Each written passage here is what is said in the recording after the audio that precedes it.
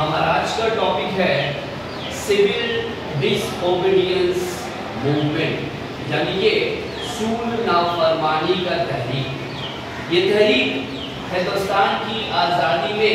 एक खास अहमियत का हामिल है। चलिए इसके बैकग्राउंड में चलते हैं कि 1928 में नेहरू रिपोर्ट को ब्रिटिश गवर्नमेंट पास जमा किया गया, जिसमें हिंदुस्तान के लिए डोमिनियन स्टेटस का मुतालबा किया गया और साथ ही साथ जो है बरतानवी सरकार को 1 साल की मोहलत दी गई कि वो उस पर अमल करे, और अगर ऐसा नहीं होता है तो कांग्रेस पार्टी हिंदुस्तान में अंग्रेजी हुकूमत के खिलाफ एक बड़ी हिंदुस्तान की पैमाने पर तहरीक का आगाज करेगी। लेकिन बरतानवी हुकूमत के तरफ से कोई जवाब न मिला। फिर उसके बाद 1929 में जब जवाहरलाल नेहरू की सदारत में जो है लाहौर सेशन ऑफ कांग्रेस हुआ, कांग्रेस का लाहौर का सेशन हुआ, वहां जो है आजादी की तहरीक का मकसद अब पूर्ण स्वराज यानी मुकम्मल आजादी तय की गई और कहा गया कि अब अगर बरतानवी हुकूमत डोमिनियन स्टेटस पर राजी भी होती है तो कांग्रेस उसे कबूल नहीं करेगी, क्योंकि अब हिंदुस्तान की तहरीक का एक मकसद होगा, वो है मुकम्मल आजादी। इसीलिए 26 जनवरी 1930 को जो है पूर्ण स्वराज डे मनाया गया, हिंदुस्तान की आजादी का ऐलान किया गया। अब जो है कांग्रेस कमेटी ने एक मुल्कगीर पैमाने पर तहरीक चलाने की जिम्मेदारी जो है गांधी जी पर दी, और गांधी जी सोचने लगे कि सूल नाफरमानी तहरीक शुरू करने के लिए एक सेंट्रल मरकजी मुद्दा क्या होना चाहिए। फिर उनके जहन में आया कि 1882 से जो है बरतानवी हुकूमत ने नमक पर जो है टैक्स लगा रखा है, और नमक एक ऐसी बुनियादी शय है जो गरीब अमीर खास अवाम सबको इसकी जरूरत लगती है। इसलिए इसको मुद्दा बनाकर गांधी जी ने जो है 12 मार्च अपने 78 साथियों के साथ साबरमती आश्रम से जो है दांडी का सफर किया, जो एक साहिली इलाका है, और 6 अप्रैल 1930 को वहां पर पहुंचकर कानून के नमक को जोड़ा, अपने हाथों से नमक बनाकर। इस तरह पूरे हिंदुस्तान में जो है सूल नाफरमानी तहरीक की शुरुआत हो गई, और हर तरफ इस तरह की जो है अक़दामात लोग करने लगे, कानून बने, नमक के कानून को जोड़ा जाने लगा। इस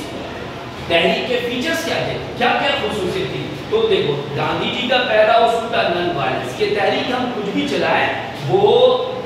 वायलेंस से पाक रहेगा, उससे किसी किस्म के तशद्दुद को शुमार नहीं किया जाएगा। और ये तय किया गया कि अब हम जो है जमीनों का टैक्स अदा नहीं करेंगे बरतानवी सरकार को, और जितनी भी सरकारी ऑर्गेनाइजेशंस हैं उनका बायकॉट किया जाएगा, चाहे वो स्कूल हो, कॉलेज हो, यूनिवर्सिटी हो, दफातर हो, कल कारखाने हो, अदालतें हैं, कानून सारी असम्बली हो, हर जगह जो है उसका बायकॉट किया जाएगा। और जो है गैर मुल्की चीज़ों की दुकानें हैं, जो नशावर चीज़ों शराब वगैरह की दुकानें हैं गैर मुल्की चीज़ों की, तो वहाँ पर जो है हिंदुस्तानी लोग जो है वो धरना देंगे और लोगों को पूरा तौर पर समझाएंगे, उसको खरीदने से बाज रखेंगे, और जगह जगह इसके खिलाफ जो है नाफरमानी तहरीक के तहत जो है जलसे जुलूस का इनेकाद किया जाएगा। इन तमाम चीजों का असल मकसद सिर्फ एक था कि बरतानवी साम्राज्य को कमजोर कर दिया जाए, उनको डिसफंक्शन कर दिया जाए, लेकिन अमन का सहारा लगे, तशद्दुद का सहारा नहीं लेगा। अब गांधी जी ने जब सॉल्ट सत्याग्रह की शुरुआत की और ये तहरीक जो है मुकम्मल तौर पर हिंदुस्तान की पैमाने पर फैल गया, तो अब उन्होंने फैसला किया कि वो 10 सॉल्ट बॉक्स पर रेड करेंगे, जो दांडी से 125 किलोमीटर की दूरी पर है। और इस सिलसिले में उस वक्त के हिंदुस्तान के गवर्नर जनरल, जो 1926 से 1931 तक हिंदुस्तान के वायसराय थे, लॉर्ड इरविन को एक खत लिखा और उन्हें बताया कि वो दरअसल सॉल्ट बॉक्स पर रेड करने जा रहे हैं, उनसे जो मन पड़ता है कर लीजिए। अब लॉर्ड इरविन को फिक्र हुई और गांधी जी और नेहरू, पटेल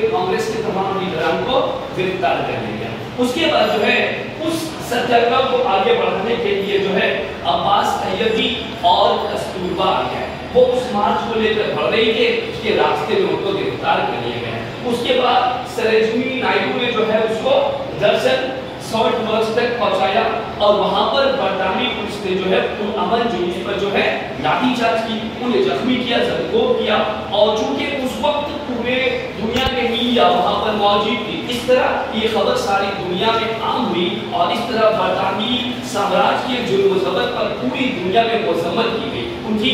मुखालफत की गई और उन पर प्रेशर क्रिएट होने लगा।